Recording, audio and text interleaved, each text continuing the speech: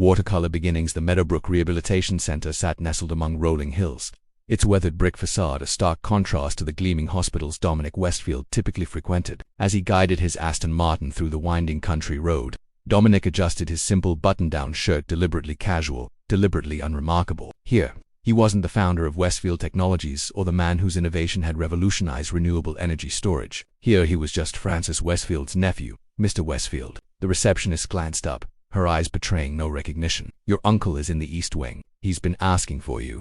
Dominic nodded, grateful for the anonymity. His weekly visits to Uncle Francis had become a sanctuary from board meetings and investment portfolios. Francis, the retired literature professor who'd given him books instead of toys, questions instead of answers, was now fading from Parkinson's disease. His brilliant mind, trapped in an increasingly unresponsive body, room 214, was bathed in afternoon sunlight when Dominic entered. Francis sat in his wheelchair by the window, fingers trembling slightly as they rested on an open book. "There's my favorite nephew," Francis said, his voice softer than it once was but still carrying that familiar warmth.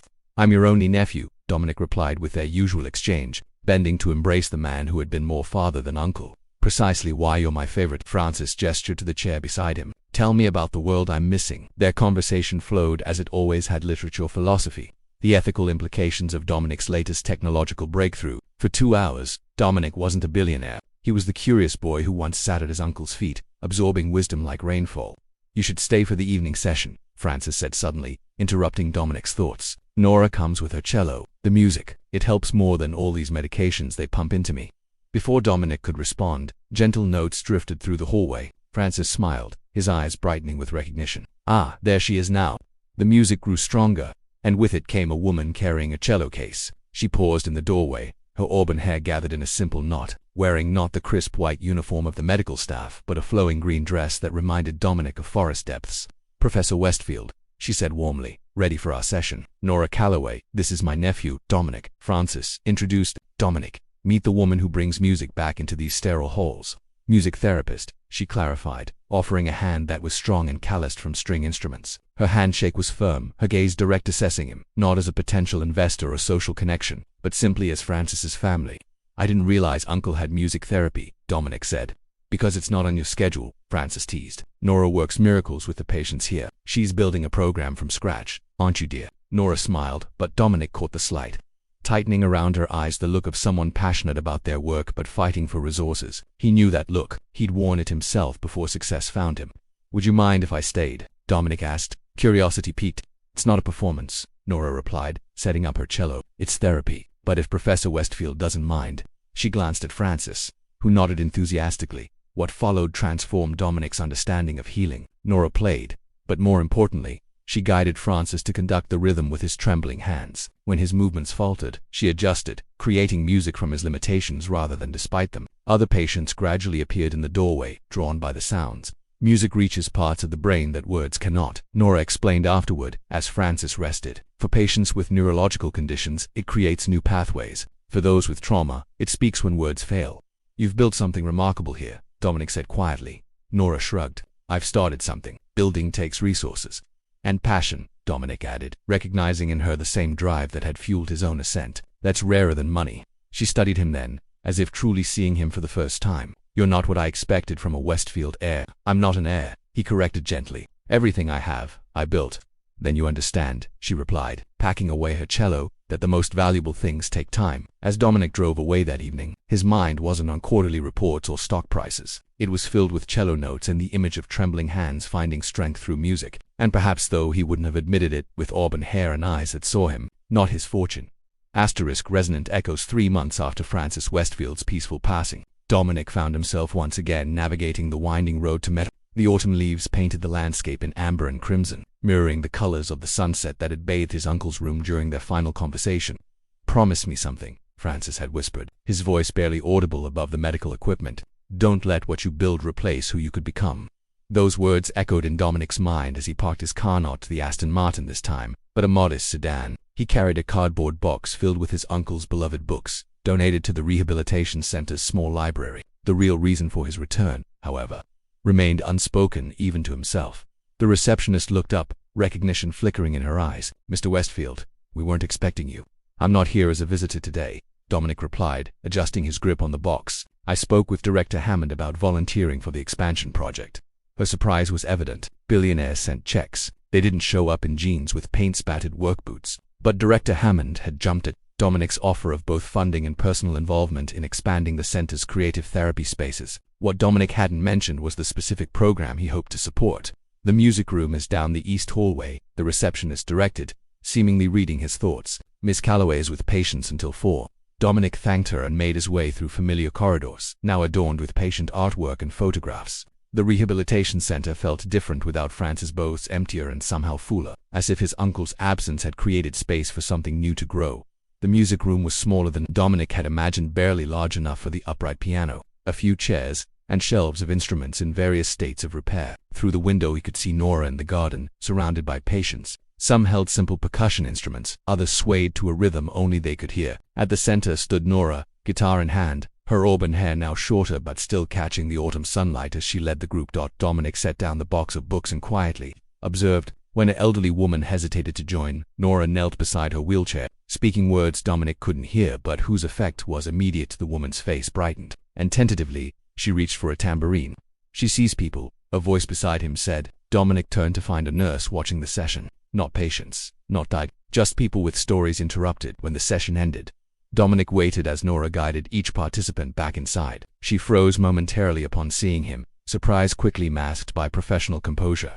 "Mr. Westfield," she acknowledged, helping the last patient settle in the common area. "I heard about your uncle. He was extraordinary. He thought the same of you." Dominic replied. "Your music was the last thing that made his eyes light up." Her professional facade softened slightly. "What brings you back to Meta?" "Well, I'm funding an expansion of the creative therapy wing," he explained, watching carefully for her reaction. "Director Hammond mentioned your program needs space and equipment." Wariness flickered across her features. "That's generous. But why are you personally here? Surely Westfield Technologies has people who handle donations." "I'm not here as Westfield Technologies." Dominic gestured to his work clothes. "I'm here as Francis's nephew, and I'd like to understand what made your work so important to him." Nora studied him for a long moment, as if searching for hidden motives. Finally, she nodded toward a battered guitar in the corner. "Can you play?" "Not a note," Dominic admitted. "Perfect." She handed him the guitar. "Then you'll understand exactly how our patients feel. First lesson starts now." What began as an awkward attempt to form basic chords evolved into weekly sessions. Dominic arrived every Thursday afternoon, not as a benefactor inspecting his investment, but as Nora's most determined student. His fingers, more accustomed to keyboards and touchscreens, grew calloused from steel strings. His perfectionism, useful in coding and business, became an obstacle he had to overcome. "You're thinking too much," Nora observed during their 4th lesson. After a particularly frustrating attempt at a simple melody. "Music isn't about perfection, it's about connection." "Connection has never been my strength," Dominic admitted, surprising himself with the vulnerability. Nora's expression softened. "Yet you built an empire connecting people through technology." "Technology is predictable. People aren't." "Is that why you hide behind your company?" "I looked you up after your first visit," she confessed. "There's barely a photograph of Dominic Westfield anywhere." "Privacy is valuable when your net worth becomes public knowledge," he replied, deflecting with practiced ease. But Nora wasn't easily deflected. "Your uncle said you build walls better than bridges." The comment stung with its accuracy. "He would know," Dominic conceded. "He was the only one I let through." They sat in silence, the unplayed guitar between them like a bridge neither was ready to cross. Finally, Nora spoke again, her voice gentler than before. "There's a recital next month. Our patients have been working all year for it. We're still short on instruments and proper sound equipment. Consider it done." Dominic replied automatically, reaching for his phone. Nora placed her hand over his, stopping him. "That's not why I mentioned it. I'm inviting you to attend, not as a donor, as someone who understands what they've accomplished." The warmth of her hand lingered long after she'd withdrawn it. Dominic found himself agreeing, though public events were something he typically avoided with the same dedication he applied to hostile takeovers. As construction began on the new therapy wing, Dominic's visits extended beyond Thursday lessons. He found himself bringing coffee when Nora worked late on grant applications. He learned the names of her patients and their stories. Small gestures of vintage record player for the music room. A handcrafted wooden instrument stand appeared without fanfare or recognition sought. One evening, as they sat on the center's porch watching twilight embrace the hills, Nora asked the question he'd been anticipating. "Why are you really here, Dominic?" He considered the practiced answers he'd given reporters and board members throughout his career. Instead, he offered something true. "Because when my uncle died, I realized I'd built an empire that nobody would miss. But people here still talk about Francis months later." He turned to meet her gaze directly. I'm learning what makes a life echo after it ends. Nora didn't respond immediately, but when their hands found each other's in the gathering darkness, Dominic understood that some connections required no words at all. Dissonant, chords, the headline blazed across Dominic's tablet screen. Tech billionaire's secret charity, genuine philanthropy, or strategic romance. Below it, a grainy photo showed him and Nora sitting on Meadowbrook's porch, their profiles illuminated by sunset. The article detailed his mysterious involvement at the rehabilitation center, speculating wildly about his motives and featuring quotes from anonymous sources suggesting he was merely courting favor with the attractive therapist to soften his corporate image. Dominic's phone rang immediately, his PR team demanding direction, his board members concerned about brand dilution. But the only call he cared about never came. When he arrived at Meadowbrook that afternoon, the atmosphere had shifted palpably. Staff members who'd grown comfortable with his presence now watched him with renewed awareness. Director Hammond intercepted him before he could reach the music room. "Mr. Westfield, perhaps we should discuss the timing of the funding announcement." "Where's Nora?" Dominic asked quietly. Hammond's expression told him everything. "Miss Calloway has requested some time off." The recital proceeded without her the following week. Dominic sat in the back row, watching patients perform with the new instruments he'd provided. Each note felt hollow without Nora's guiding presence. Afterward, he lingered, helping to clean up while gathering courage to ask for her address. "She won't want to see you," said Alina, an elderly patient who'd become a confidant of sorts during his visits. "Not because of who you are, but because of who she thought you were." "I never lied to her," Dominic protested. Darlena fixed him with a knowing look. "Did you ever tell her the whole truth? That from the moment you met her, you were falling?" The question hung between them, unanswered because the answer was too obvious to both. That evening, Dominic stood on the porch of a small cottage on the outskirts of town, a modest place surrounded by wildflowers and wind chimes. Before he could knock, the door opened. Nora stood framed in the doorway, her expression carefully neutral. "The neighbors called. Apparently a man in an expensive car sitting outside my house for 30 minutes raises concerns." "I was rehearsing what to say," Dominic admitted. "And what did you decide on?" "I don't know anymore." He spread his hands helplessly. "I just know that nothing at Meadowbrook feels right without you there." "That's not fair," she said softly. "You can't make this about the patients." "It's not about them. It's about me. About us." Her eyes flashed. "There is no us, Dominic. There was you, building something I couldn't see. I never planned." "Exactly," she interrupted. "You never planned to care. You never planned for me to matter. I was just part of your redemption project." The accusation stung because it held a grain of truth. He had come to Meadowbrook seeking something for himself, connection, meaning a way to honor Frances. But somewhere along the way, it had become about her. "I'm withdrawing the funding," he said suddenly. Nora's eyes widened. "What? Not from Meadowbrook," he clarified. "But I'm removing my name from the project. It will come through the Westfield Foundation, anonymously. No press, no recognition." "Why would you do that?" "Because I want you to know that none of this was for show." He took a deep breath. "I'm also stepping back from volunteering. The patients need you more than they need me." Before she could respond, he turned and walked away. The evening breeze carrying away words neither of them was ready to say. Harmonious intentions. Winter settled over Meadow, transforming the grounds into a landscape of crystalline beauty. The construction of the new therapy wing continued, despite Dominic's physical absence. Though staff noticed the plans had been modified, expanded, improved, with attention to details only someone intimately familiar with the program would consider. Nora returned to work, finding anonymous donations appearing regularly, rare sheet music, specialized instruments for patients with limited mobility, acoustical improvements to the existing music room. No cards, no recognition sought, but she recognized the thoughtfulness behind each gift. "He hasn't stopped caring," Alina observed one afternoon as Nora unwrapped a vintage vinyl collection of healing frequencies. "He's just stopped asking for anything in return." Meanwhile, Dominic immersed himself in work, launching a foundation focused on arts therapy in medical settings across the country. In interviews, he deflected personal questions, speaking instead about the neurological benefits of creative expression during recovery. If journalists noticed the passion that animated his typically reserved demeanor when discussing these programs, they attributed it to his uncle's influence rather than the auburn-haired therapist, whose methods had shaped the foundation's approach. 3 months passed. The new wing neared completion, and Director Hammond insisted Nora tour the space to provide final input. As she walked through rooms designed with her program in mind, the soundproofed practice spaces, the recording studio for patients to capture their progress, the garden amphitheater for outdoor sessions, she recognized Dominic's influence in every detail. On the main performance hall, a single envelope lay on the piano. Inside was a key and a note in Dominic's precise handwriting, for when the music needs to go beyond these walls. The address led her to a small warehouse downtown, curiosity overcoming hesitation. Nora drove there that evening, The space was filled with outreach equipment, portable instruments, traveling cases, everything needed to bring music therapy to those who couldn't come to med. A logbook detailed scheduled visits to children's hospitals, veteran centers, and elder care facilities, an extension of a program she had only dreamed of implementing. "It's not a performance, it's therapy," came a familiar voice from the shadows. Dominic stepped forward, quoting her words from their first meeting. "But the people in those facilities need it as much as our patients at Meadowbrook." "Our patients?" Nora questioned softly. "I never stopped thinking of them that way," he admitted. "Even when I stepped away, the silence between them felt different now. Not a war, but a pause between movements, waiting for the next note.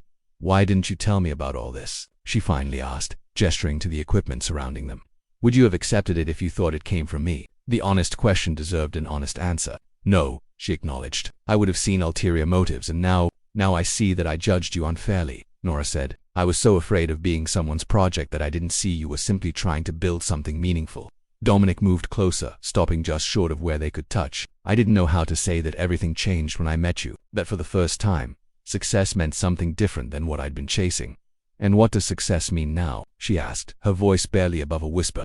"Being worthy of the faith my uncle placed in me." He paused, gathering courage, "and perhaps, someday, being worthy of yours." Symphony of Second Chances spring arrived at Meadowbrook with a flourish of new beginnings. The Francis Westfield Memorial Center for Creative Healing opened not with a ribbon-cutting ceremony, but with a concert.